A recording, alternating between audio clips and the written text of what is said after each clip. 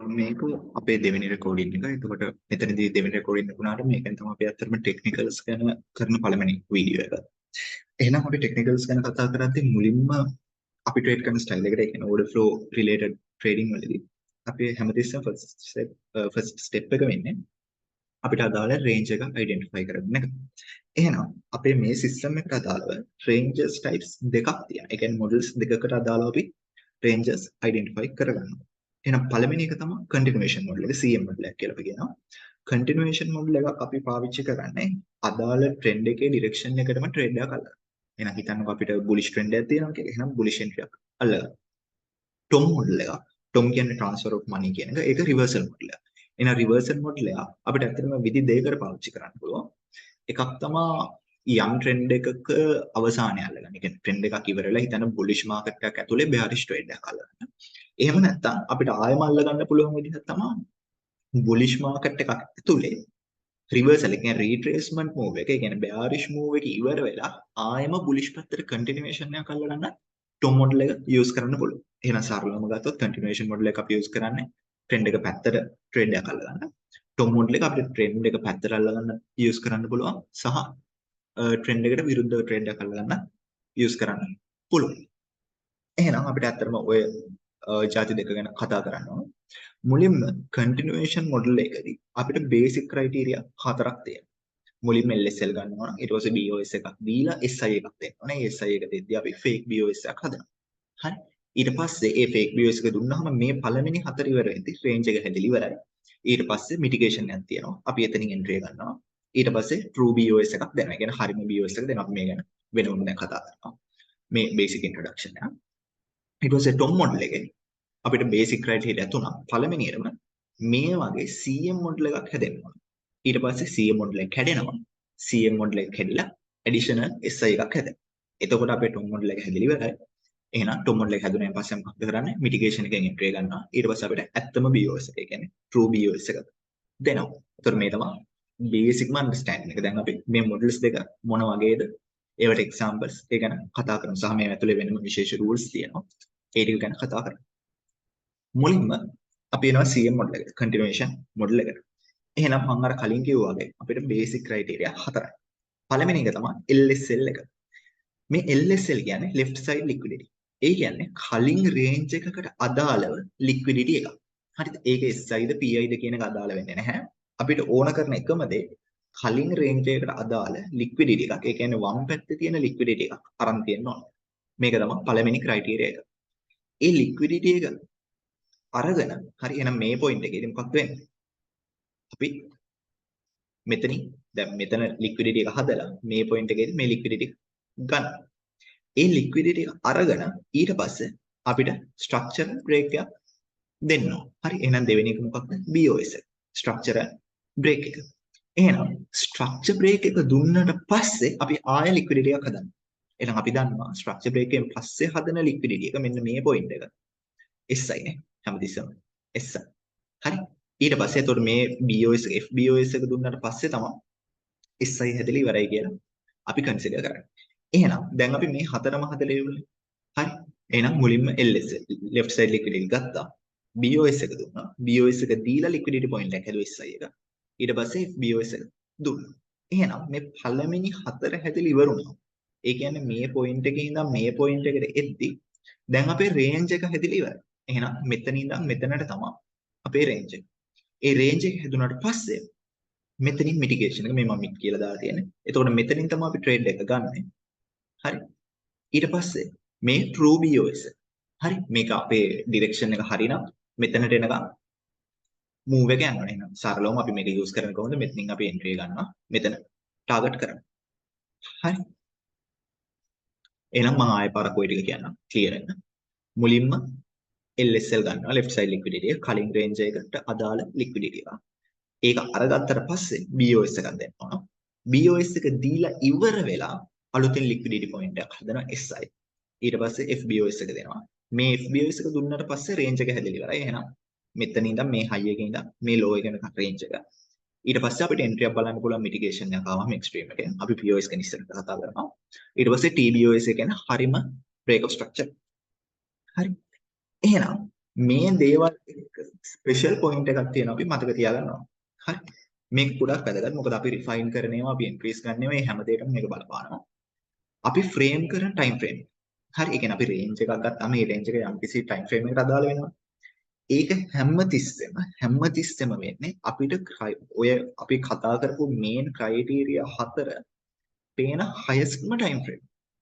හරි හිතන්න යම්කිසි ටයිම් ෆ්‍රේම් එක ඔයාලට හිතන්න මේ හැමදේම ඔයාලට 1 මිනිත් එකෙත් පේනවා. මේ හැමදේම ඔයාලට 15 මිනිත් එකෙත් පේනවා. හැබැයි 16 මිනිත් එකේ පේන්නේ නැහැ කියලා. එහෙනම් 1 මිනිත් එකේ පෙවුනත් 15 මිනිත් එකේ දෙකේම පෙනුනට ඔයා ෆ්‍රේම් කරන ටයිම් ෆ්‍රේම් එක කියලා ගන්න highest එක. එහෙනම් අපිට වැඩිපුරම පෙවුනේ මොකේද කියන්නේ? අපිට පෙනුන highestම ටයිම් ෆ්‍රේම් එක මොකක්ද? 15 මිනිත් නේ.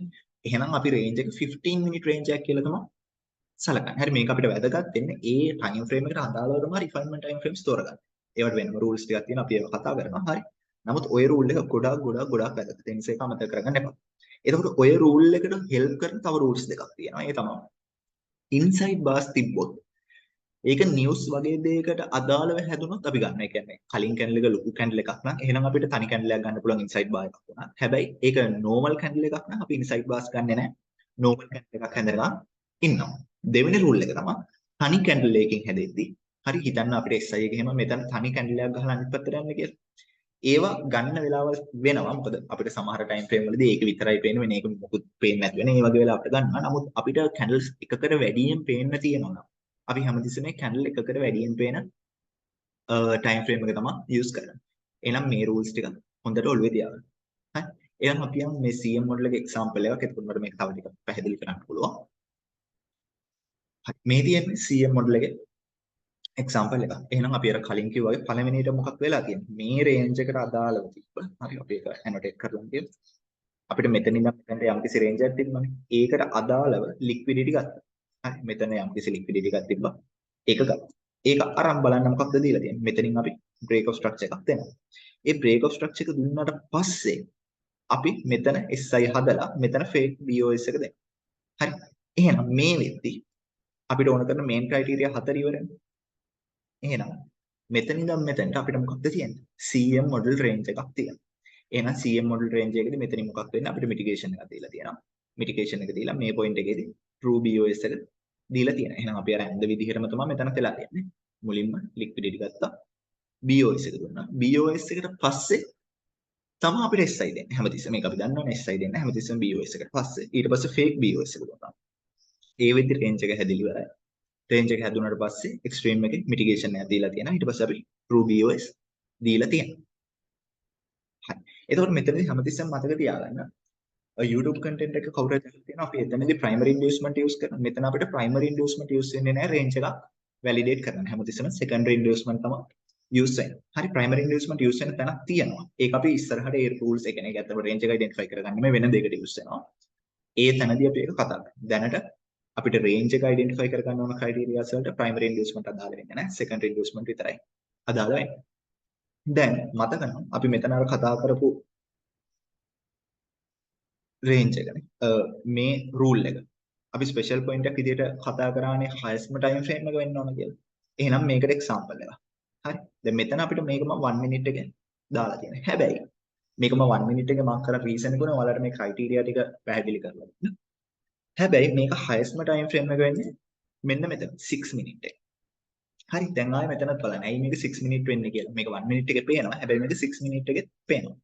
එහෙනම් මෙතනදී අපි අර කතා කරපු දේ එක highest time frame එකනේ. එහෙනම් 1 minute 6 minute දෙකේම පේනවා. අපි මොකද use කරන්නේ? 6 minute. එහෙනම් මේකෙදි තමයි අපි ඇත්තටම frame කරන්නේ. එහෙනම් මෙතන බලන්න.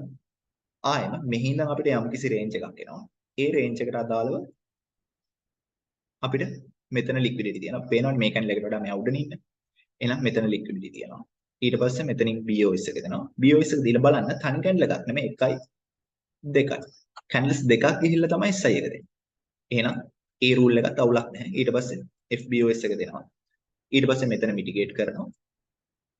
true BOS එක දෙනවා. හරි. එහෙනම් අපේ rules හැමදේම මෙට් වෙලා තියෙනවානේ. හරි. අපේ rules හැමදේටම අදාළව තමයි මේ range එක හැදිලා තියෙන්නේ. එහෙනම් අපිට 1 minute එකෙත් පේනවා නම් 6 minute එකෙත් පේනවා නම් අපි use කරන්නේ කොහොමද?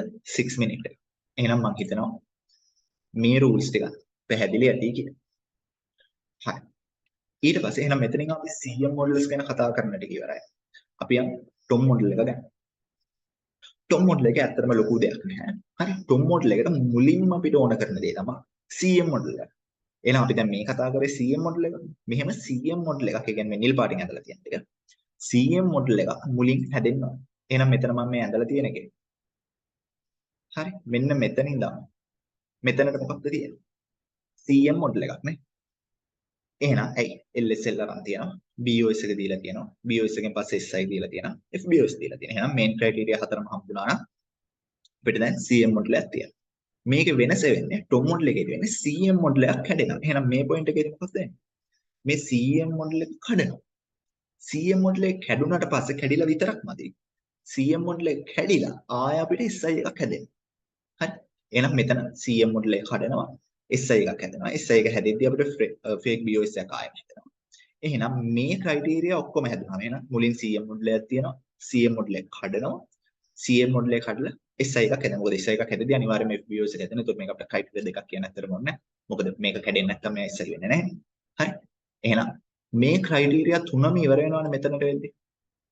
එහෙනම් දැන් මේ ක්‍රයිටීරියා තුනම ඉවර වුණාට පස්සේ අපේ TOM model එක හැදලා ඉවරයි. එහෙනම් TOM model එක වෙන්නේ මේ පොයින්ට් එකකින් ඉඳන් මේ පොයින්ට් එක. එහෙනම් ඒකෙත් ඊට පස්සේ මොකක්ද වෙන්නේ? මිටිගේෂන් එක. ඊට පස්සේ ආය මෙතන ලෙවල් එක ගලවද්දී true BOS එක. හරි. ආය පාරක් මම කියන්නම්. මුලින්ම CM model එකක් තියෙනවා.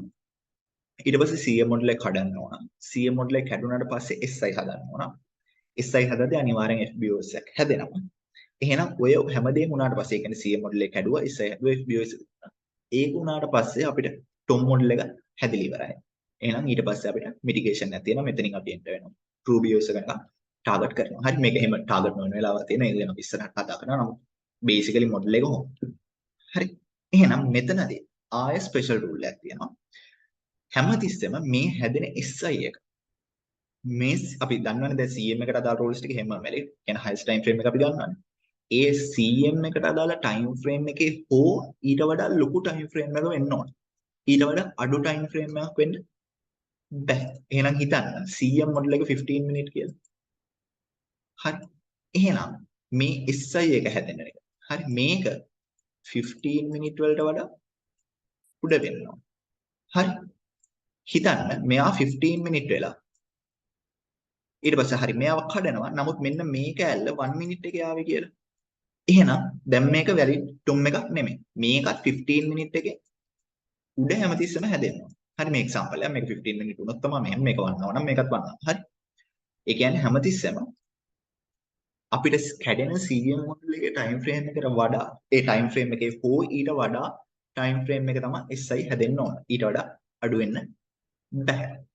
එහෙනම් අපි දැන් යම් TOM model එකේ example එකකට සහ ආයෙ මතක තියාගන්න TOM model එකේ සාමාන්‍යයෙන් හැදෙනවා ගොඩක් අඩුයි. අපි trade 100ක් ගත්තොත් සාමාන්‍යයෙන් trade 4ක් නැත්නම් 5ක් විතර තමයි TOM model එකේ. ඒ කියන්නේ ගොඩක් අඩුයි. නමුත් හොඳට වැඩ කරන model එකක්. හරි සහ ඇත්තටම TOM model එකේ වාසිය වෙන අපිට ලොකු R එකක් ඒ කියන්නේ අපි මේකදී 10R fix ගන්න. නමුත් කෙනෙක් ඊට එහා අල්ලන්න ඕන නම් TOM model එකෙන් high time frame TOM models වලින් එහෙම ගොඩාක් ලොකු entries අල්ලන්න පුළුවන්. එහෙනම් අපි කතා කරපු TOM model එක example එකක් මේ තියෙන්නේ. මම annotate කරලා පෙන්නන්නම්. එහෙනම් මුලින්ම මෙතන මේ පැත්තේ තිබ්බ මොකක් හරි range එකකින් liquidity ගන්නවා. liquidity ගත්තට පස්සේ BOS එකක් තියෙනවා. BOS එකෙන් පස්සේ SI FBOS. හරි. මෙතන price එක මෙහෙම move වෙලා තියෙනවා. හරි. එහෙනම් මේ වෙලාවේදී මොකක්ද අපිට තියෙන්නේ? මෙතන ඉඳන් මෙතනට CM model එකක් තියෙනවා. හැබැයි දැන් මොකක්ද වෙන්නේ? CM model එක මෙන්න මේ point එකේදී ගලවනවා. ගලවලා මේ point එක දැන් අලුතින් හැදෙන SI එක වෙනවා. ඒ SI එක හැදෙනවා කියන්නේ ඒ SI එක හදන්න මූලික ගුණ මෙතනදී නම් low එක FBOS එක වෙනවා. එහෙනම් දැන් මොකක්ද අපිට තියෙන්නේ? criteria තුනම හරිනේ. අපිට මොකක්ද තිබ්බේ? CM model එකක් තිබ්බා. මේ point එකෙන් CM model එක කැඩුනා. CM model එක කැඩිලා SI හැදුනා. SI හැදිලා අපිට FBOS එක දුන්නා. හරි. එහෙනම් දැන් අපේ ක්‍රයිටීරියා ටික හරි. එහෙනම් මොකක්ද තියෙන්නේ ඊළඟට? මෙතනින් මිටිගේෂන් එක. ඒ කියන්නේ අපි එන්ට්‍රි එක ගන්න තැන. ඊට පස්සේ true BOS එක. මේක ඇවිල්ලා පල්ලෙහාට ඇදිච්ච තැන. හරි. ආයෙම මුලින්ම අපිට CM model එකක් ඕන. එහෙනම් CM model එකට අදාළ කරුණු හතරයි. LSL තියෙනවා. BOS එක තියෙනවා. SI හැදුවා. FBOS එක දුන්නා. එහෙනම් ක්‍රයිටීරියා 4 හරි. දැන් අපිට මෙතන ඉඳන් මෙතනට CM මොඩල් එක තියෙනවා. මෙතනදී මොකක්ද වෙන්නේ? CM මොඩල් එක කඩනවා. එහෙනම් අපිට TOM එකක් හැදෙන්න ඕන මූලික දේ. හරි. කඩලා මොකක්ද කරන්නේ? අපි SI එක හදනවා. SI එක හැදෙද්දි ඉතින් අන්තිමට මොකක්ද වෙන්නේ? FBOS එක දෙනවා. එහෙනම් දැන් අපිට ආයෙ අපිට ඕන කරන කරුණු ටික හරි. එහෙනම් මෙතනදී මිටිගේෂන් එක තියෙනවා. ඊට පස්සේ true BOS එක තියෙනවා. දැන් මෙතන අපි අර කතා කරපු rules ටික බලන්න ඕනනේ. මොකද අපි කිව්වා මේ CM මොඩල් එකට වඩා මේ CM මොඩල් එකේ time frame එක හෝ ඊට වඩා වැඩි එක මේ SI එක හැදෙන්න ඕන. හරි. ඒතකොට දැන් මම මෙතනත් ආයෙම 1 minute එක අරන් තියෙනවා. ඔයාලට මේ කරුණු ටික පෙන්නන්න. නමුත් මේක ඇත්තටම range එක ගත්තාම මෙහෙම දෙයක් තමයි තියෙන්නේ. බලන්න 3 minute එකේ අපිට හැමදේම තියෙනවා. දැන් මෙතන බලන්න. මෙතන මෙයා තනි කැන්ඩල් එකෙන් හැදලා තියෙන. හැබැයි අපි CM ගැන කතා කරද්දී මොකක්ද කිව්වේ? unless created due to news නේ. ඒ කියන්නේ අපිට ලොකු කැන්ඩල් එකක් තියෙනවා නම් ඊට කලින් අපිට යූස් කරන්න පුළුවන්. එහෙම නැත්නම් තමයි බැයි. හරි. එහෙනම් මෙතනදී අපිට නිවුස් කැන්ඩල් එකක් තියෙනවා. එහෙනම් තනි කැන්ඩල් යූස් කරන්න පුළුවන්. ඊට පස්සේ මොකක්ද තියෙන්නේ? LSL BOS එක දුන්නා, SI දුන්නා, FBOS එක දුන්නා. එහෙනම් CM එකට ඕන කරන හැමදේම තියෙනවා. එහෙනම් දැන් මේක 3 minute නේ. එහෙනම් අපිට SI එක අඩුම තරමේ 3 minute එකේ පේනවා. දැන් අපිට මෙතන 3 minute එකේ පේනවද? ඔව්. හරි. එහෙනම් දැන් 3 minute එකේ හෝ 6 පේනවද? ඔව්. එහෙනම් ඉෂුව එකක් නැහැ. අපිට මේක 3 minute TOM මොඩල් එකක් කියලා කන්සිඩර් කරන්න පුළුවන්. හරි. ඔය ටික තමයි අපිට තියෙන්නේ මොඩල්ස් දෙක ගැන කතා කරන්න. අපි එහෙනම් ඊළඟට මේ මොඩල්ස් කොහොමද යූස් වෙන්නේ සහ ඇඩිෂනල් රූල්ස් එක ඉස්සරහට හම්බෙමු ඊළඟ වීඩියෝ එකේ.